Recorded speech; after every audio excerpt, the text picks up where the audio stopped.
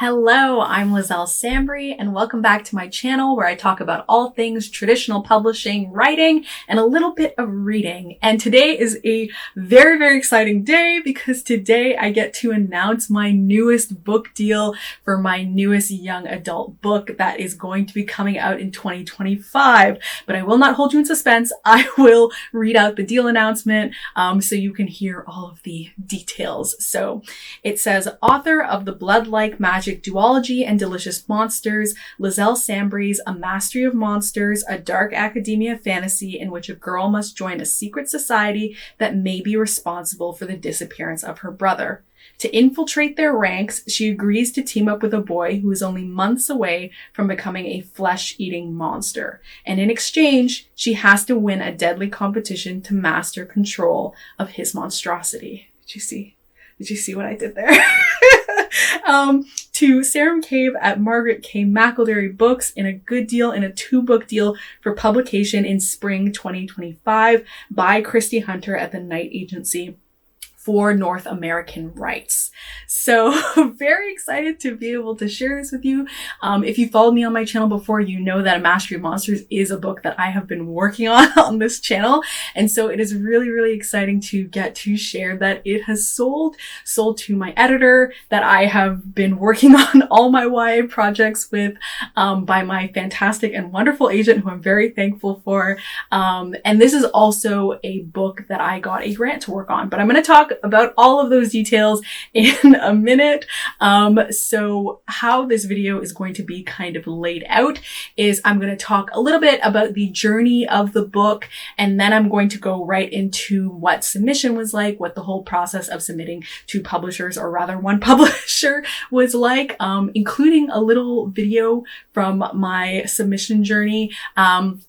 And then I'm going to talk about kind of where I'm going to go next, where I'm at in the story now, what are my plans for working on it. And then I'm just going to close off with a little bit of final thoughts. I will have timestamps linked down below, so if you want to jump around, you are welcome to. But with all of that preamble out of the way, let's go ahead and get started, because for those of you that have been on the channel for a while, you'll know that this is not the project I went on submission with, and there is a story time behind that. And so let's go ahead and get rolling. How did we get here with A Mastery of Monsters? So I actually have, and I will link down below, I have a playlist of all the writing vlogs that I made that included me working on this book or talking about this book and all of that. I think it's really fun for me personally to look back on that journey, but I also think it's kind of fun potentially for you as viewers to like go and see the entire kind of start to finish journey. But this book actually has a much farther flung past. So I think of The Mastery of Monsters as very much a rewrite and kind of like a spiritual successor to the first book that I ever wrote, which was really kind of like a Twilight Werewolves ripoff book. A Mastery of Monsters is not about werewolves. I will say that very clearly. That's not what it's about. But that was a book that I had written. I started it when I was 16. I finished it when I was 18. And it was just like, I called it YA, but it had an adult woman. She could see ghosts, and she teamed up with this like recluse werewolf prince to like go and like take back his throne because they were being attacked by werewolves. It was a whole thing. But it didn't work. It didn't work. It was not very well thought out. It was my first novel that I'd ever written. And so it very much had that kind of feeling of being very, very underbaked. And I knew that I didn't want to write that story anymore, mostly because I just didn't want to write a werewolf story anymore. But there was something about, I don't know, kind of the essence of it that I really appreciated, and that energy.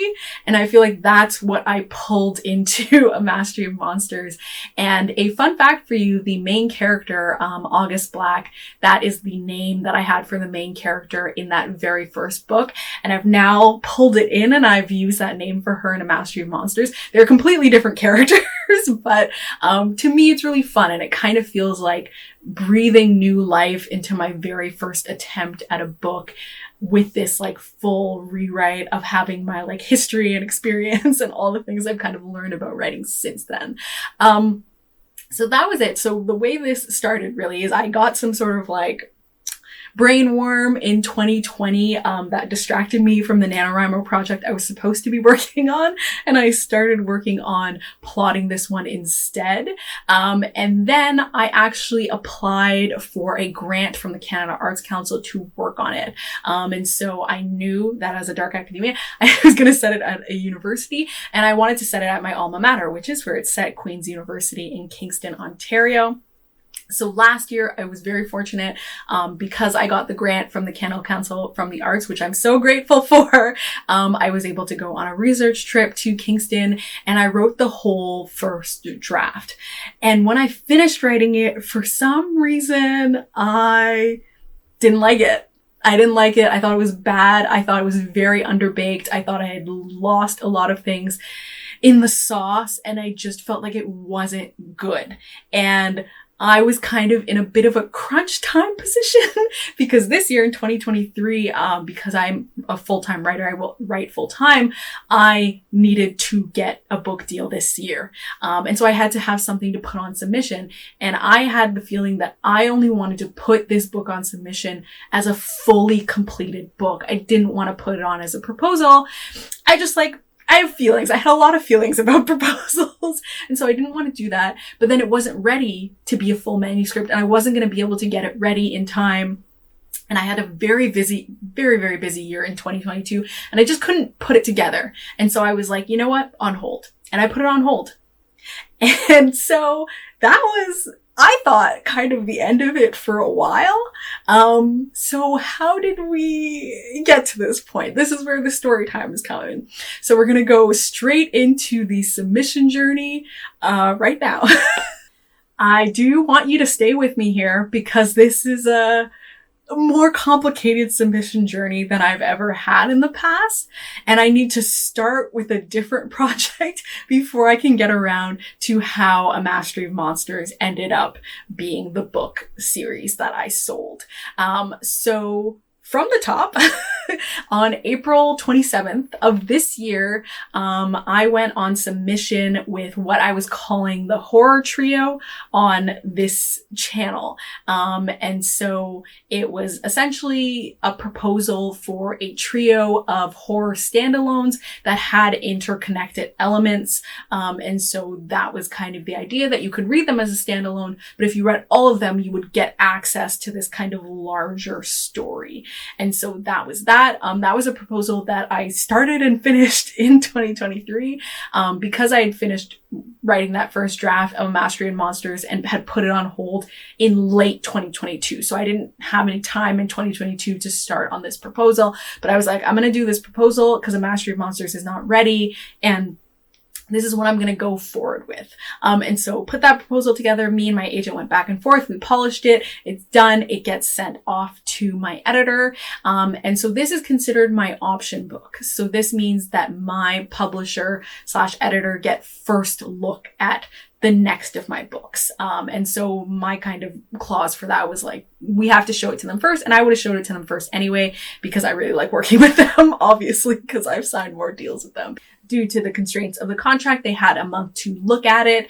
And so waited in the agonizing pain that is submission. But I was trying to tell myself to chill out, because I was like, you will hear within this time period, which didn't really help me. I was still all over the place. But anyway, so 19 days later, we hear back, and it's an offer, which yay, an offer. This is obviously a really exciting moment for me and my agent.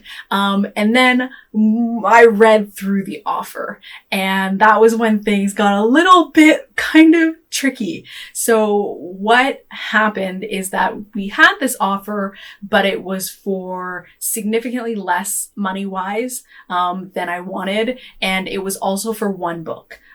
So not all 3 of the books as a series, just one. And essentially the reasoning behind this, was because my third book, Delicious Monsters, which had come out in February of this year, it had not performed as expected. And so essentially, they were trying to validate, we give you this amount of money and we sign on for this amount of books, but this was a book, Delicious Monsters, in which I'd been given quite a significant advance. A lot of marketing and a lot of publicity and a lot of push had been put behind it, and it had not kind of sold through the amount to basically be like, yeah, for sure, we'll invest that much in another horror from you. Slash psychological thriller. And so that was really kind of the bottom line of it. They didn't know that this was working for me. And so they didn't want to invest, one, a ton of money, and two, invest in like several books when the initial investment book was not really performing in the way that anyone had expected. And so that was rough. It was rough. Because when I sold Delicious Monsters, Blood Like Magic had not come out yet. And so I didn't have any sales data. And so when you don't have sales data, to a publisher, it's kind of like, you could do anything. Like, who knows what could happen? But once you have sales data, there is something to point to say, this is what we got back for putting in this amount of money. And so that was essentially what had happened with looking at this in the context of Delicious Monsters sales numbers, which was rough for me. It was hard for me. It was hard to feel like I was bearing the consequences of a sales record so soon, because Delicious Monsters had come out in February and we had subbed this like end of April. So it just felt like after only a few months, this was already kind of a consequence of how sales had gone.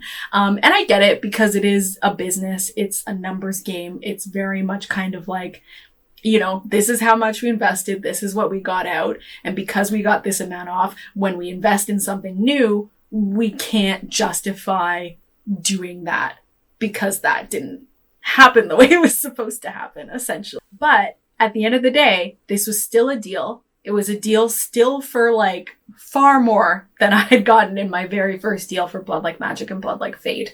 And so it was kind of like, okay, where do we go from here? What are we going to do next? And so I remembered that I had that first draft of A Mastery of Monsters. And so I reached out to my agent and I said, do you think that we could get a better offer if it was a fantasy on the table? Because the Bloodlike duology has performed well. And so, and a lot of the hesitation was about, do we invest in this particular genre, in that psychological thriller horror genre with you, if we're not sure how that's working out? And so I basically said that to my agent, like, what do you think? And she was like, well, I'd have to see it, because I don't show my first drafts to my agent. I just don't. For a long time, I wasn't even showing second drafts to my agent. So she hasn't seen A Mastery of Monsters at all. I don't even think I even told her what it was about beyond just saying it was a dark academia. I don't think I told her anything. So it was kind of like, okay, so she wants to see it first to kind of decide, like, does this feel like it's going to be worth it to bring this forward to the publisher? Because we had a little bit of time basically between like saying yes or no to the horror trio deal, or like trying to bring forward this new proposal. So in 2 days, in literally 2 days, I put together a full proposal. So I polished up the first 6 chapters of that first draft that I had. I wrote a complete synopsis from my plotting information that I'd used to write the book. I also had to do some edits on the synopsis because I realized there were some plot holes while I was going through it. And then I also did a pitch letter, and then I also put together a very short summary of basically what would happen in the 3 books. So I'm gonna talk about that a little bit more later, but I imagine this as a trilogy. It sold as 2 books. I will discuss that more. But essentially, so I was just like, this is the title of this book. This is what's going to happen. And this is how old the main character is, because I'm cognizant of a young adult book being set in a university. And so I wanted to make clear that like, these are the kind of ages she's going to be, so that you kind of understand how it's still fitting in the teen bracket. So, that is what I put together, and I sent that off to my agent, and luckily she loved it. So that went really well. She was like, yes, this is great. I do think we should show this to them. And then she contacted my editor and basically was like, hey, so we have this fantasy project. Would you be willing to look at this proposal and consider this basically instead? We heard back from my editor, and thankfully she was like, yes, I'm happy to consider this proposal. And then the clock started again, and it was like, now I'm going on submission again, in the same sort of period of time. Here we go. And this is where I'm going to pause to insert a little video that I took while I was on submission. So I'm just going to take a little pause here and let you watch that video, and then we will come back and I will finish off the submission story. I tried to put this clip in a regular vlog and to be vague, and I truly just had no idea what to do with it. So I'm just going to make this clip and I'm going to do it straight out. I don't know how things are going to go. I don't know how things are going to go. And I'm lucky to be in a situation in which this is like a positive either way. So either way, I'm going to come away from this situation with a book deal. And after we decide which book this deal is for, then my agent will go from there and we'll see what happens. But obviously I am hoping for this fantasy thing for the Dark Academia. I'm hoping for that to work out because I feel like there can be more trust in the ability of a fantasy series by me doing well and putting that into it right off the bat than hoping and like waiting and seeing until a horror does well by me. And so in an ideal scenario, I really want the Dark Academia to work out, and partially because, quite honestly, that was what I wanted to do in the first place. I wanted to have a Dark Academia series. I wanted to swap between fantasy and horror. I wanted to swap between standalones and series. And this is what I actually wanted to do in the first place. And I just did a bunch of like convoluted career planning based on kind of like assumptions and like trying to guess at things and not being sure and like all sorts of hope and a prayer stuff. And so I feel like now I have this opportunity almost to turn back the hands of time and kind of do what I should have done, basically. And I want it to go well. And I want this to just work out. And I want this to just be like resounding, this is the right choice, and we do all these things and then everything works out. But I've also already now had this experience of, kind of getting what I wanted and like getting the push and getting the support and getting all of that stuff, and then having it not necessarily work out the way we thought it would.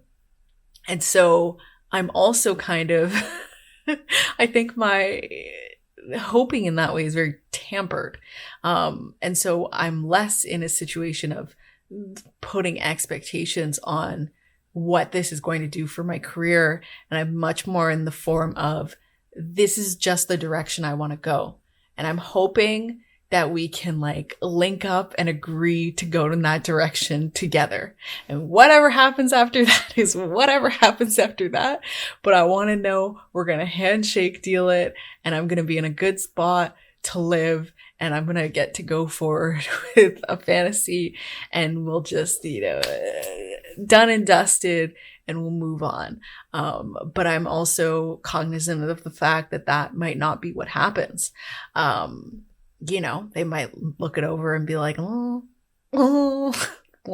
maybe we don't want this one, actually. And so, yeah, I mean, it's tough to be in that sort of limbo, but also, like, this has been a very fast process for me. I think back all the time, like now that this is my third time being on submission, I think back all the time to Blood Like Magic and that being a 4-month process. And I'm like, And now I'm like, okay, well, humble yourself and calm down, because this is going to be a fast process. My editor wants to see this proposal Wednesday, which actually kind of makes me feel better, because I was kind of like, oh no, what if I wish I had more time with this proposal. She's asking for it for Wednesday, so I don't think she's expecting like super high perfection. They just kind of want to see what it is.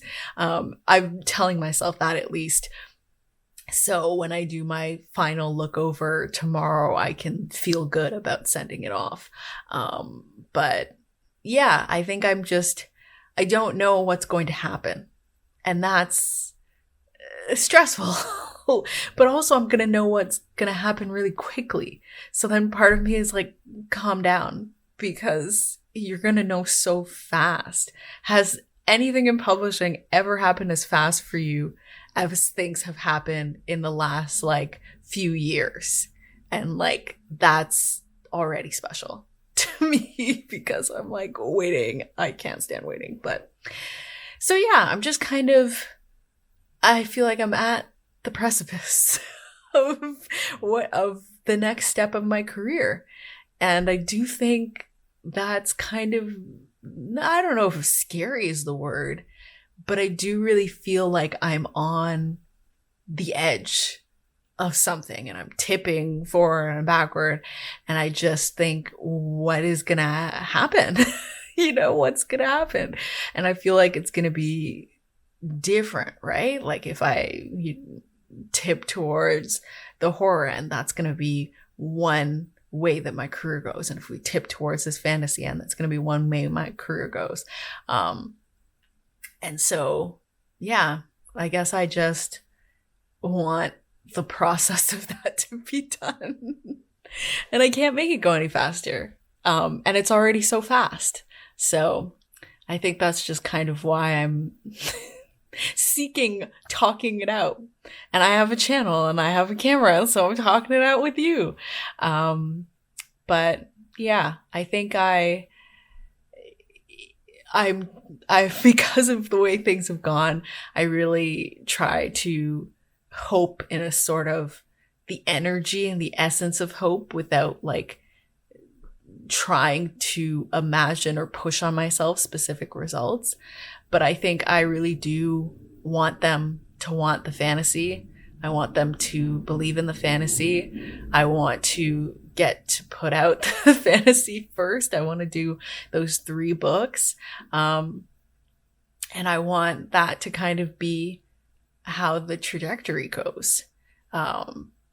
And I think I would not be upset, but I think it would be a different state of mind to go to that horror, which I think seems silly because that's the book I put on submission. Like, that's what I chose. But now that this alternative has presented itself, and really I've presented this alternative myself, now I'm like, oh, I think that's actually what I would prefer to do.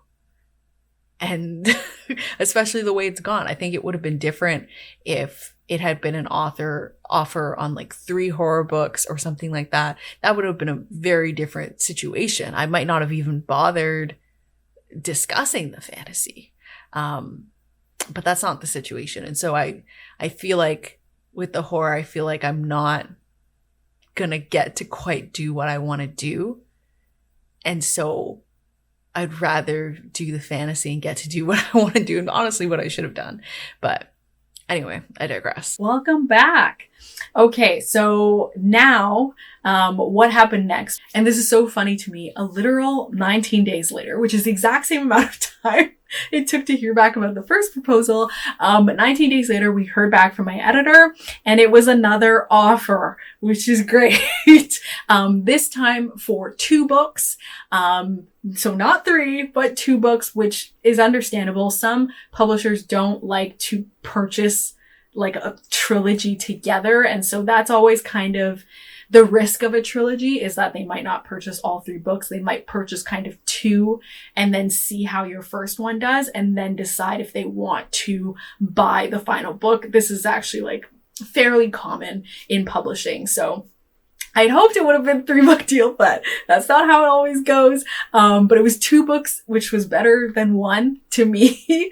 And so that was the offer. And then the offer from a money standpoint was more than the other offer, but still quite a bit less than the Delicious Monsters Tender Beasts deal, essentially. And so now we were in a second sort of position in which we were like, okay, what should we do now? And there were kind of essentially 3 options.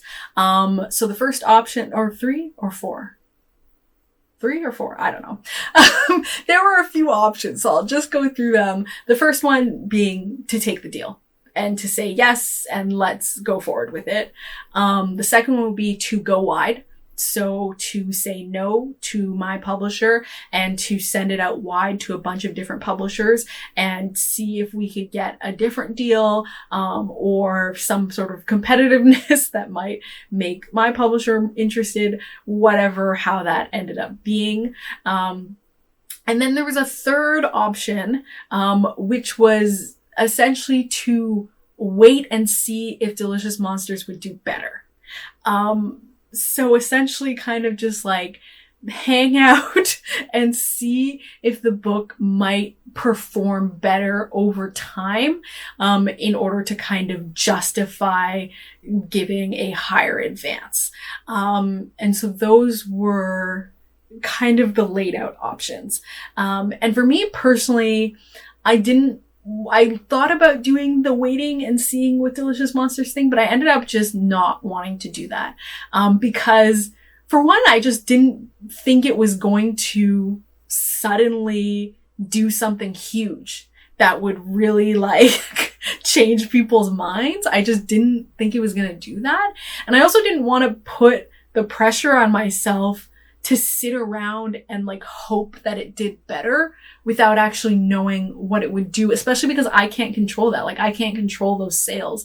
So what would be the point of me just like chilling on it on a hope and a prayer? And I just knew I would be setting myself up for disappointments, because if it didn't do as well or didn't do well enough or what have you, it would be difficult for me. And it was already kind of difficult for me to have the book kind of not perform as expected, because as I've always said this on my channel, I think Delicious Monsters is one of the best books I've ever written, if not the best book I've ever written. I really love it. I think it's great. And it's really just like, you know, some things get picked up by people and some things don't. And so I didn't really want to put that pressure on myself to do that. And so it felt like the most realistic option was, do we stay here or do we go wide? And I dislike the idea of going wide. I don't really like the unpredictability of it. And what I decided was to basically tell my agent, if we can come up to this amount, which I know is livable for me, I can still write full time, I can still live my life very comfortably and happy. If we can come up to that, I'll say yes. And we can sign, dotted line, go for it. And so she proposed that to my publisher and they said yes. And so I was like, there you go, done deal, let's do it, I'm happy. And I am very happy because I really, really like my publisher. And I really, really like my editor, and I like all the teams that I work with. And I like the idea of staying within that ecosystem. I know for some people, they might have been like, I'm going to go wide and I'm going to do all this. And I feel like all of this stuff is like very personal to different people. But for me, I really did want to stay with the team, and I really felt that they believed in the book and cared about the book. And same with Delicious Monsters, really. To me, it's never been a problem of people not caring about the book or like even deeming the book a failure or anything like that. To me, I understand it very simply as it's just a numbers game. It's just a numbers game. And so it's like, if I gave you $10 to do this and we didn't make back the $10, can I give you $10 the next time? So I get it. I get the business thing, and it's like rough for me, but I also understand it. And I felt like the willingness to come up to meet me at that amount that I had asked for, to me, that showed a lot of, you know, faith and investment in my publisher and all of that. So, yeah, so that is essentially how we came around to that. It is also for North American rights. So in my previous book deals, we've always sold for world English rights, which means all the to my general understanding, all the English territories, but it includes the US, Canada, UK, other etc. places, and then my publisher could sell rights to other territories in order to have the book published there. And so what I have not succeeded at doing yet is selling rights to the UK. And so me and my agent kind of decided to push for North American rights so that my agency could hold on to my UK rights and they could try and sell them for this book series. Because in the case of all my other book deals, my publisher has access to those UK rights. And so we're kind of beholden to their selling of the rights. And so we just kind of decided for this deal, we'll try and push us holding on to them. And so we were able to do that. So I'm very happy overall with this deal. I'm very excited about this book. Can't wait to share all the things about it. But before I get into talking more about the book, I'm going to take another minute now, or I guess more than a minute probably, to talk about basically where the project's sitting at and like where I'm going to be going from here. Now we're into the work plan for A Mastery of Monsters, kind of where am I going from here? So if you've been keeping up with my writing vlogs, you would have noticed that I started working on A Mastery of Monsters. It's so weird because like I can't say anything, but I needed to start working on it like pretty much right away, but I couldn't really explain in any way why I just started suddenly working on it. So I had to just be like, I'm just gonna work on this one now. And it's so funny because in a previous writing vlog, when I had talked about how I'm going on submission, I was like, I probably won't talk about it anymore, though I did. But I was like, I probably won't talk about it anymore. But what could happen is, I'll stop talking about it and suddenly there will be an announcement. And I was like, or I'll go on wide sub and I'll get rejected by my publisher and I'll get rejected by wide sub. And then you'll just see me suddenly working on a new project with no explanation. And so when I started suddenly working on A Mastery of Monsters, I was like, I don't think anyone pays attention to my videos like that. But if someone did, I feel like they would have been like, how did she get rejected by everyone so fast? Like, how did that happen so fast? And so I do have a first draft. I haven't gotten like an edit letter from my editor, but because we submitted on proposal, when you submit on proposal, the next deadline you have is the first draft. So I technically could have, I guess, instantly handed it over to my editor, but I didn't want to do that because like I said, in 2022, I was very unsatisfied with it. There were things I wanted to do. But I actually reread through it, this year in the past, I can't remember which month, but I reread through the whole thing and I was shocked. I was floored. I was like, I have it in writing blog. I'll link down the writing blog about it. But I was floored because I was like, oh, it's so good. Like I really, really liked it. And I was like, why was I so mean to myself last year? But anyway, so I've reread through that and I've created a revision plan, and what I'm going to be doing this month actually is I'm going to be executing that revision plan. And so for my deadline, which is October 1st, what I'm going to be handing in is going to be a polished second draft, which is really usually what I hand in. Like I never actually hand in a first draft to anyone. I always hand in a second polished draft. And so that's what I'm working on. So I've just been doing kind of some supplementary research in this time, like researching some things to fill in some gaps and then all of that revision planning. And so I'm going to be jumping into that. I'm very, very excited about it. And so that's pretty much the plan. I don't know when in spring 2025 the release is. I'm honestly not even thinking about that because I still have to release Tender Beasts in February 2024 first. But it's exciting to have a new project, a new series that I'm going to be working on. And now for some final thoughts, which is probably going to be long because I have a lot of thoughts. But I'm very, very excited about this project. It's so interesting to look back at it because really this is the project I was the most passionate about. This is the project I wanted to do next. This is the one that I wanted to sell next. And the only reason I hadn't was because honestly, I was really overwhelmed in 2022. I really took on more than I should have. And I got really overwhelmed. And I feel like that showed that like when I finished this first draft at the end of the year, I was like, hands up, it's bad, putting it on hold. I don't know what to do with my life. And, but looking back at it now, like when I reread it, I was really like, this is very good and very special. And I'm really excited about it. I'm so excited for all of the dark academia vibes in it, for the deadly games and the competitions is going to be really fun. I'm excited about those. For the slow burn, reluctant allies to lovers romance. And I'm really going hard with romance on this one. I'm going hard. I'm bringing out my romantasy backbone. I'm really going to go hard on this one.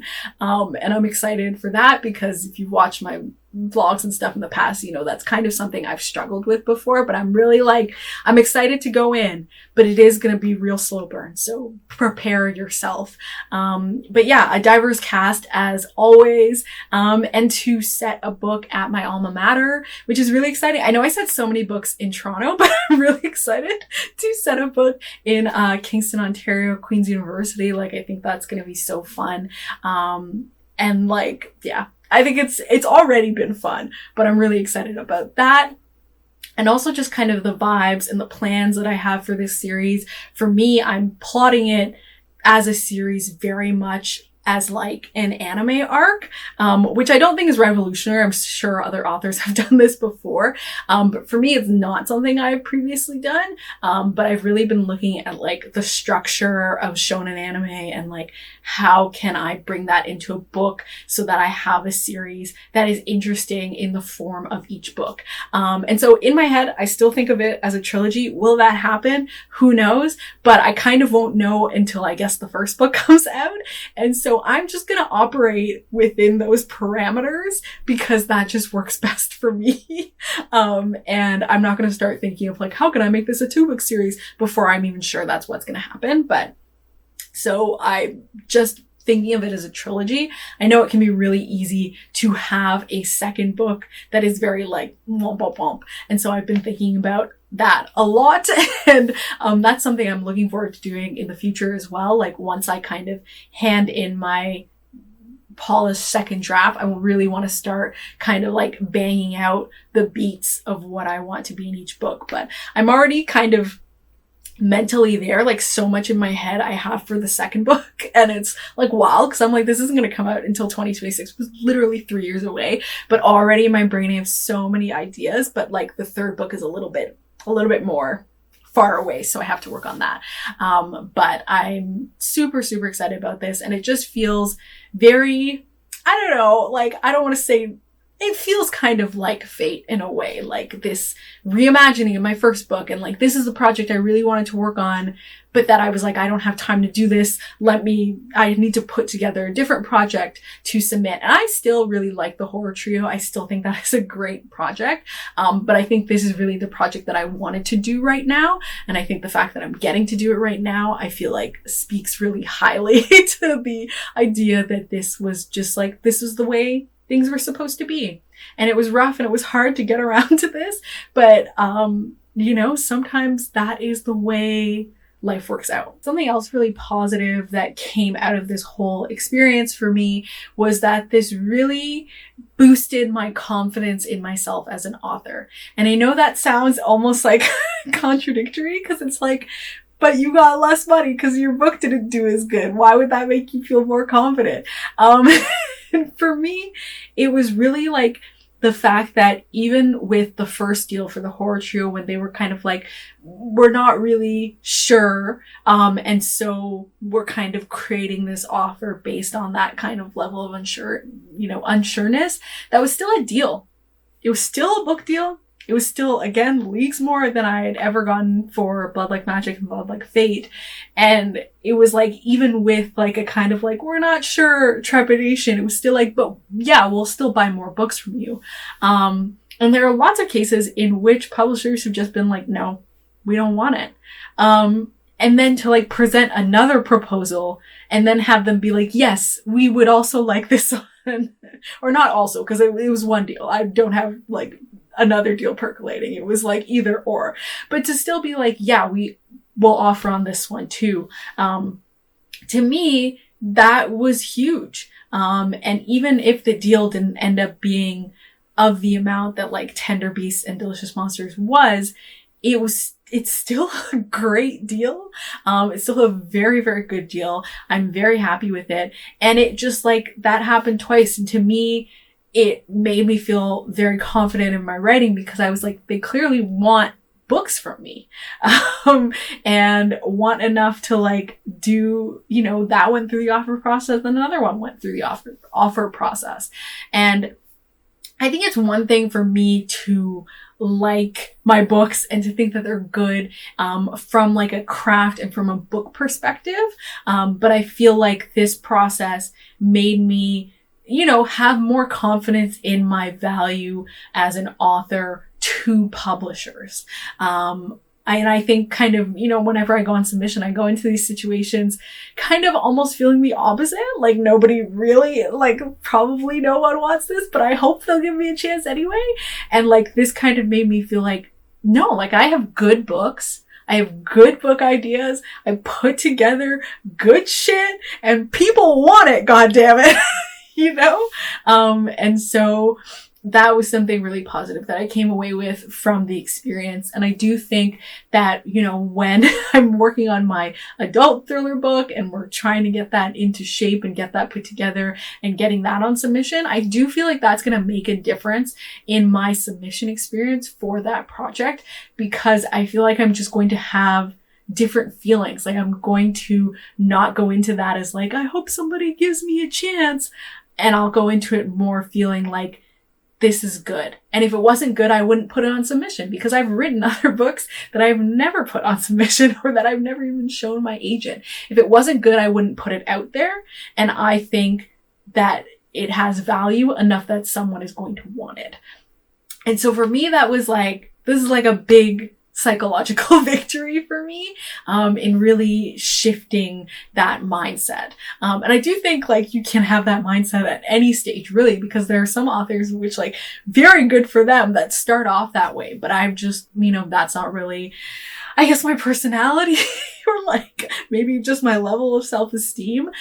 So I feel like that, you know, this process really made me feel like not only do I within myself feel my value, but I can see my value outside of me. And that's it for this video. As I said before, I will have a link in the description to the playlist. If you want to see the whole journey of A Mastery of Monsters thus far, I will of course keep adding to that playlist as I continue to do things relevant to it. There will also be, if the Goodreads link is up right now, I will put the Goodreads link down in the description, and I'll update that whenever it happens, so that if you're coming and watching this video at a later point, hopefully that link will be there for you and you could add the book to Goodreads, which I would appreciate. And yeah, thank you so much for joining me on this whole journey. I always find it exciting to have books that I have solely like gone through the whole process here on YouTube of like thinking of the idea and like writing and working on it and going on submission and selling it and like being able to share that whole thing with you all and being able to look back on that myself is like, it means a lot to me, and this book means a lot to me, and I'm so excited to share the whole process with you as we go forward. But that's it. If you like this video, please give it a thumbs up. If you haven't subscribed already, please subscribe, and thank you so much for watching. Bye!